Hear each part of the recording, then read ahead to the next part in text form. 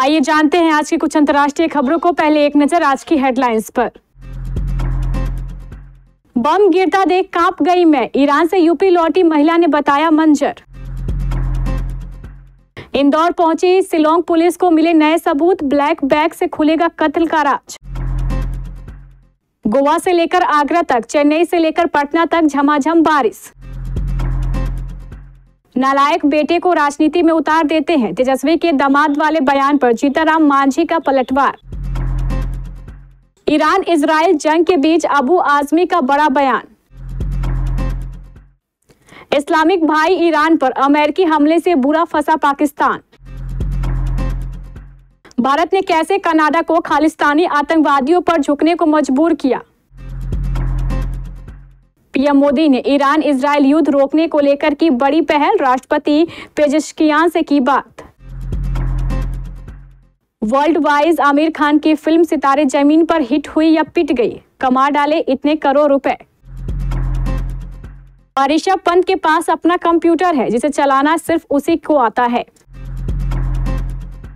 युद्धग्रस्त Iran में फंसी शाहपंजा मोहल्ला निवासी महिला फरीदा सरवत आखिरकार सकुशल वतन लौट आई है। करीब 25 दिन बाद जब वो अपने घर पहुंची तो परिजनों और बच्चों की आंखें खुशी से छलक उठी। परिजनों ने भारत सरकार का आभार जताते हुए कहा कि सरकार ने जो मदद की उसके लिए वह दिल से धन्यवाद करती है। फरीदा बीते माह अपने 15 साथियों के साथ जियारत के लिए ईरान गई थी। इस दौरान अचानक वहां युद्ध छिड़ गया जिससे अफरा तफरी मच गई और सभी राष्ट्रीय उड़ानें रद्द कर दी गई। इससे वह अन्य श्रद्धालुओं के साथ वहीं फंस गई। परिजनों ने उत्तर प्रदेश सरकार और भारत सरकार से उनकी सुरक्षित वापसी की गुहार लगाई थी।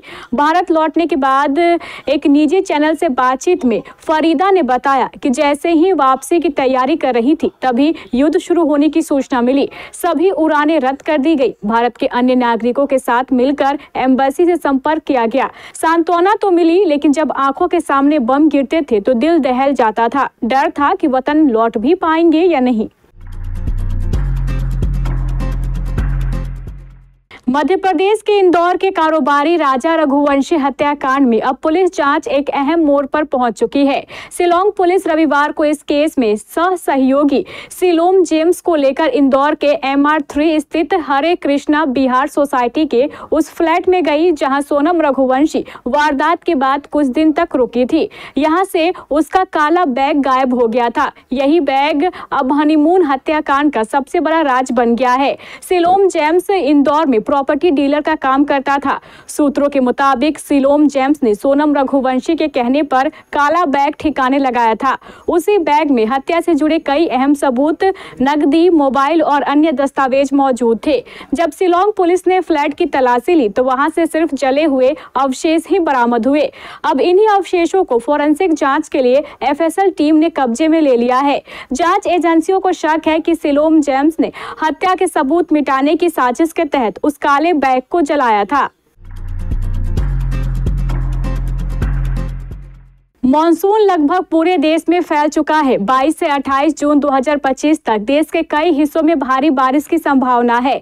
भारतीय मौसम विज्ञान विभाग के मुताबिक उत्तर पश्चिम भारत, मध्य प्रदेश, गुजरात और कोंकण गोवा में 24 से 26 जून तक भारी बारिश से बहुत भारी बारिश होने की संभावना है। गुजरात क्षेत्र में 22 जून को और मध्य प्रदेश में 23 और 24 जून को अलग अलग स्थानों पर अत्यधिक भारी बारिश हो सकती है। पूर्वोत्तर भारत में अगले 3 दिनों तक भारी से बहुत भारी बारिश जारी रहने की संभावना है। इसके बाद अगले 4 दिनों तक अलग अलग स्थानों पर भारी बारिश हो सकती है। यानी पूर्वोत्तर में बारिश का सिलसिला जारी रहेगा। इन जगहों पर बहुत ज्यादा बारिश हो सकती है, इसलिए सावधान रहे। दक्षिण पश्चिम मानसून हिमाचल प्रदेश के ज्यादातर हिस्सों, पूरे लद्दाख और कश्मीर, जम्मू के ज्यादातर हिस्सों और पंजाब के कुछ हिस्सों में आगे बढ़ रहा है। मानसून जयपुर, आगरा, रामपुर, देहरादून, शिमला, पठानकोट, जम्मू से होकर गुजरती है। इसका मतलब यह है कि मॉनसून अब उत्तर की ओर बढ़ रहा है। बिहार के पूर्व मुख्यमंत्री और हिंदुस्तानी आवाम मोर्चा के प्रमुख जीतन राम मांझी ने एक बार फिर लालू यादव के परिवार पर निशाना साधा है। इस बार उन्होंने अपने सोशल मीडिया पोस्ट में लायक और नालायक दामाद का फर्क गिनाते हुए मीसा भारती के पति शैलेश को निशाने पर लिया है। दरअसल बीते दिनों बिहार में तेजस्वी यादव ने कुछ नियुक्तियों को लेकर दामाद आयोग कहकर सरकार को घेरा था। मांझी ने कहा है कि लायक बेटा अपने दम पर यूनिसेफ में नौकरी करते हुए पढ़ाई करता है, यूजीसी पास करके पीएचडी करता है, फिर बीपीएससी द्वारा आयोजित परीक्षा पास करके विश्वविद्यालय में शिक्षक बन जाता है। नालायक बेटा 10वीं पास भी नहीं कर पाता, पिता की कृपा से क्रिकेट खेलता है और जब वहां भी फेल हो जाता है तो वही पिता उस नालायक बेटे को राजनीति में उतार देते हैं और जबरदस्ती उसे दल की कमान सौंप देते हैं। ईरान और इजराइल जंग पर महाराष्ट्र समाजवादी पार्टी के अध्यक्ष अबू आसिम अजमी ने बड़ा बयान दिया है। उन्होंने ईरान के supreme leader Ayatollah Syed Ali Khamenei की तारीफ की है। साथ ही कहा है कि अमेरिका का चौधराहट खत्म होनी चाहिए। अबू आजमी ने यह भी कहा है कि जिस तरह ईरान ने इजराइल को जवाब दिया है, ये बहुत जबरदस्त काम है। सोलापुर में पत्रकारों से बातचीत में अबू आजमी ने कहा, हमारे देश में अमेरिका का हस्तक्षेप खत्म नहीं होना चाहिए। अमेरिका फिलिस्तीन में बमबारी और भूख से मर रहे बच्चों के बारे में कुछ नहीं बोल रहा है, वह इजराइल का समर्थन कर रहा है। पहले इजराइल ने ईरान पर हमला किया और फिर ईरान ने जवाबी हमला किया। उन्होंने आगे कहा है कि व्यक्ति 85 साल के हैं, उनके दादा भारत के बाराबंकी में पैदा हुए थे, उनके अंदर भारतीय खून है।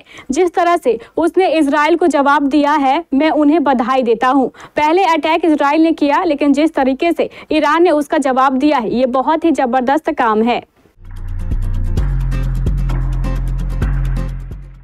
ईरान के परमाणु स्थलों पर अमेरिका के हवाई हमलों के बाद पाकिस्तान बुरी तरीके से फंस गया है। अमेरिका ने ये हवाई हमले रविवार को तब किए हैं जब एक दिन पहले ही पाकिस्तान ने घोषणा की थी कि उसने अमेरिकी राष्ट्रपति डोनाल्ड ट्रंप का नाम नोबेल शांति पुरस्कार के लिए भेजा है। अमेरिकी हमले ने पाकिस्तान के सेना प्रमुख और डोनाल्ड ट्रंप के बीच व्हाइट हाउस की मुलाकात को लेकर भी सवाल खड़े कर दिए हैं।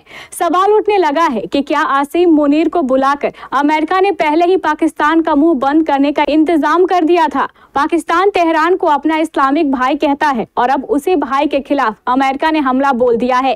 खास बात है कि राष्ट्रपति ट्रंप को इस्लामाबाद शांति का मसीहा बता रहा था। आसिम मुनीर से मुलाकात के बाद तो पाकिस्तानी मीडिया ने इस्लामाबाद और वॉशिंगटन के संबंधों के बारे में बढ़ा चढ़ाकर दावे शुरू कर दिए थे।